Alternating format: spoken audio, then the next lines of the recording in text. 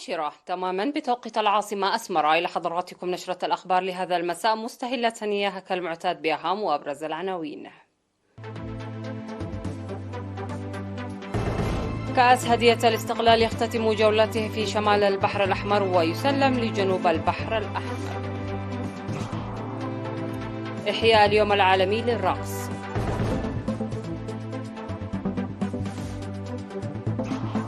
مد أنابيب المياه في عد قعداد مديرية قلنفحي.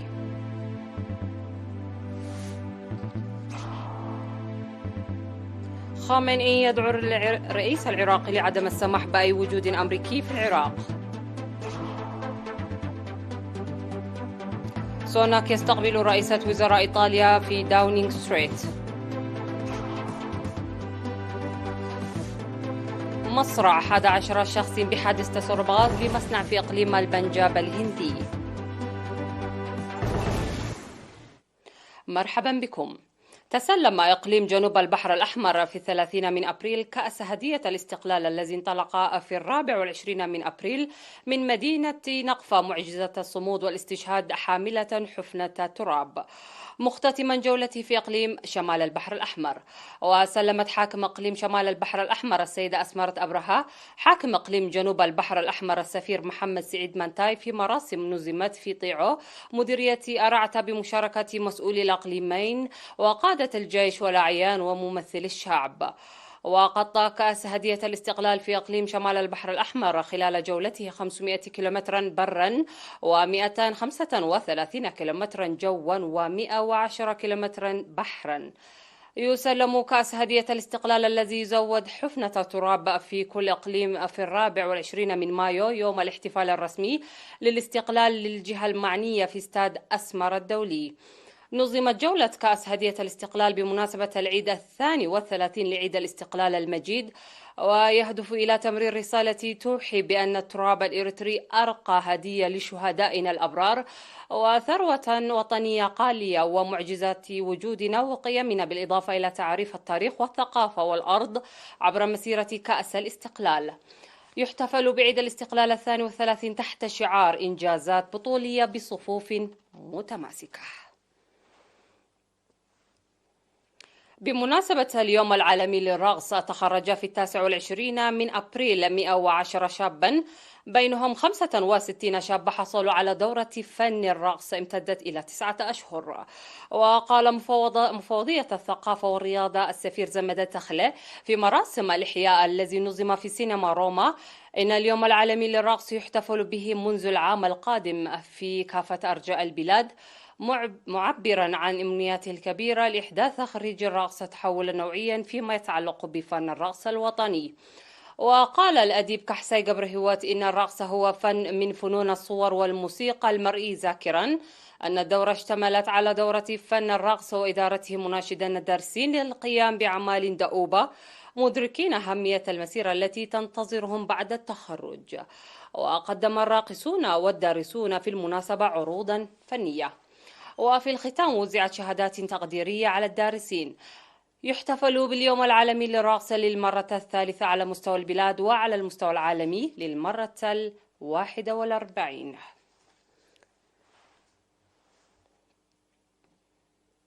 تتواصل أعمال مد أنابيب المياه التي بدأت لتقديم خدمات مياه صالحة للشرب في ضاحية عد قعداد في مديرية قلنفحي بطول 5 أمتار. وأوضح المدير التنفيذي للضاحية سيد أمان محمود أن الأعمال مصحوبة بالآليات وتنجز عبر مشروع الدهالو، وتشتمل مد أنابيب مياه من نوع 216 ل 200 ملم و103 ل 250 ملم. وذكر إعداد خزانات مياه تسع 660 برميلا كجزءا من المشروع، فيما وصلت 15 نقاط توزيع إلى مرحلة الاكتمال. وعبر السكان الذين كانوا يحصلون على خدمات المياه عبر الصهاريج عن أمنياتهم الكبيرة للحصول على خدمات مياه شرب نقية بعد اكتمال المشروع. وأفاد وكيل إيرينا مشاركة السكان بطاقاتهم الذاتية. ويقطن منطقة عد قعداد التي تبعد 12 كيلومترا جنوب العاصمة أسمرة 13 نسمة سكانية.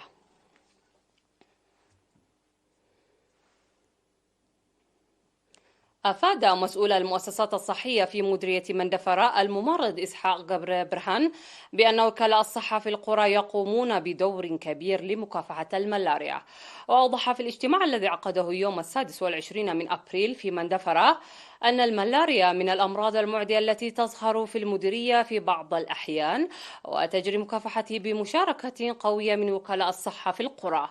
وذكر وجود 61 من وكلاء الصحة في القرى يعملون للتوعية الصحية وإزالة مسببات مرض الملاريا وعلاج المرض، ودعا لاتباع إرشادات المهنيين لمكافحة الملاريا والعمل لضمان إصحاح البيئة ودفن برك توالد الناموس. ودعا الاجتماع لمواصلة أنشطة التوعية لاستخدام الناموسيات ورش المبيدات على أماكن توالد الباعوض. وقال مدير مديرية مندفر السيد حزقياس وهبت إن على الشعب المشاركة الفاعلة في جهود السيطرة على الملاريا، مشيدا بدور وكلاء الصحة في القرى لضمان صحة المجتمع.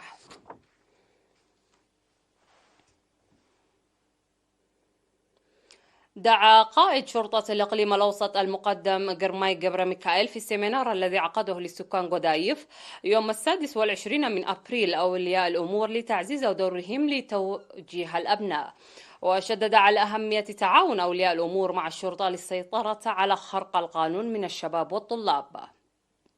وقال إن الجرائم والمخالفات التي ارتكبت العام الماضي كان أغلبها من الطلاب من عمر 15 حتى 18 المتواجدين في الدراسة من الصف السادس حتى الصف العاشر. وأشار إلى كشف الجرائم بتعاون الشعب، داعيا للمشاركة الشعبية القوية للحد من الجريمة والمخالفات القانونية. وأوضحت مدير مديرية غودايف السيدة تبلس تولده وقائدة مركز الشرطة السابع النقيب مريم إدريس أن السيمينار يدفع لمزيد من العمل الشرطي الجاد، داعيين أولياء الأمور لتنشئة الأبناء بالقيم المجتمعية السمحة. وأكد المشاركون في السيمينار بأن مكافحة الجريمة وضمان السلام والأمن ليست مسؤولية الشرطة وحدها، ويجب مشاركة جميع قطاعات المجتمع.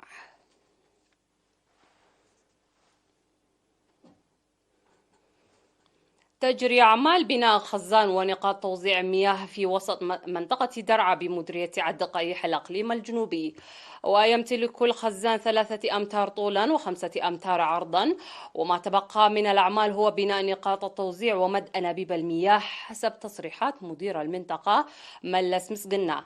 وأوضح مشاركة أكثر من 450 شخصا يوميا لاكتمال المشروع قبل بدء موسم الأمطار. وعبر السكان عن أمنياتهم الكبيرة للحصول على خدمات مياه نقية بعد اختتام المشروع. وتقطن منطقة درعا أكثر من 350 أسرة.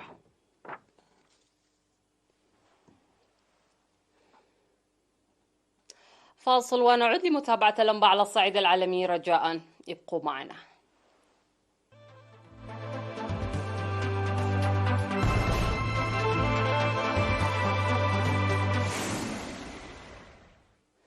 وعلى الصعيد العالمي، قال المرشد الإيراني علي خامنئي أثناء لقاء جمعه بالرئيس العراقي عبد اللطيف رشيد الذي يزور طهران إن الولايات المتحدة صديق لا يعتمد عليه، وينبغي على العراق أن لا يسمح بأي قوات أمريكية على أراضيه. وتعارض إيران التي تربطها بالعراق علاقات قوية الوجود العسكري الأمريكي على حدودها في العراق والخليج، قائلا إن التدخل العسكري الغربي هو السبب الأساسي لانعدام الأمن في المنطقة. وقال خامنئي للرشيد الذي زار طهران على رأس وفد بهدف تعزيز العلاقات بين الجارتين: وجود حتى أمريكي واحد في العراق يعتبر كثيرا. وقبل لقائه خامنئي التقى الرئيس العراقي بنظيره الإيراني إبراهيم رئيسي. وذكرت وكالة الأنباء الإيرانية أن الجانبين تناولا خلال المباحثات الملفات ذات الاهتمام المشترك بينهما، فضلا عن مناقشة كيفية تسديد العراق الديون والمستحقات المترتبة عليه لإيران في ملف تصدير الطاقة.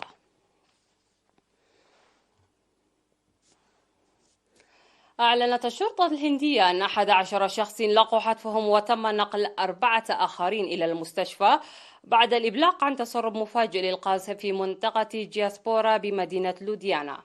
وذكرت صحيفة The Time of India المحلية أنه تم إغلاق المنطقة بكاملها من قبل مسؤولي الشرطة، وتم استدعاء رجال الإطفاء للإنقاذ. وبحسب مكتب العلاقات العامة بالمنطقة، فقد 11 شخص أرواحهم في الحادث بينما يخضع 4 آخرون للعلاج. وأشارت قناة هندية إلى أن أسباب تسرب الغاز لم تتضح بعد، مضيفة أنه جاري إجلاء الأشخاص من منطقة الحادث كإجراء احترازي.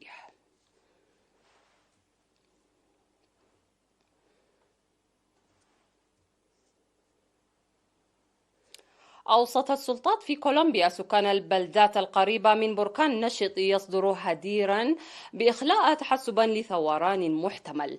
وقال مكتب إدارة الكوارث إنه يعتزم إخلاء المناطق المأهولة التي تقع على بعد 15 كيلومترا من الفوهة الرئيسية لبركان نيفادو ديل رويز، والذي يتكون من 3 فوهات في جبال الأنديز الكولومبية.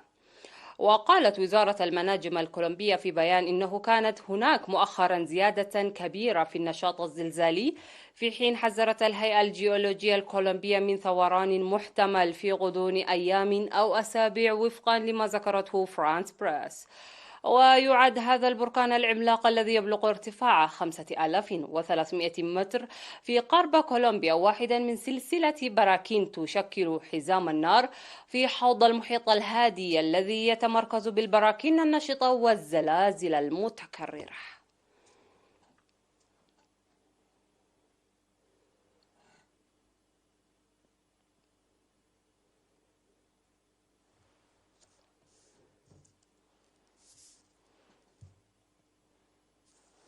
في الختام اسمحوا لي أن أذكركم بأهم ما جاء في هذه النشرة.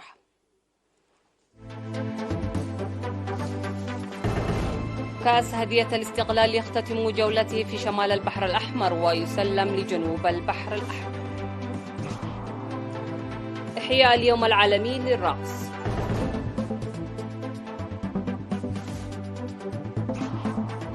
مد أنابيب المياه في عد قعداد مديرية قلنفحي.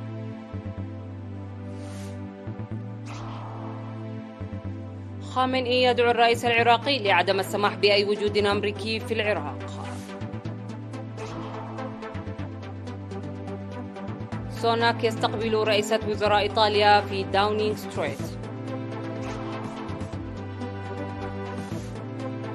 مصرع 11 شخص بحادثة تسرب غاز بمصنع في إقليم البنجاب الهندي. انتهت النشرة، قدمتها لكم حنان عمر جيلاني من تلفزيون دولة إريتريا. إلى اللقاء.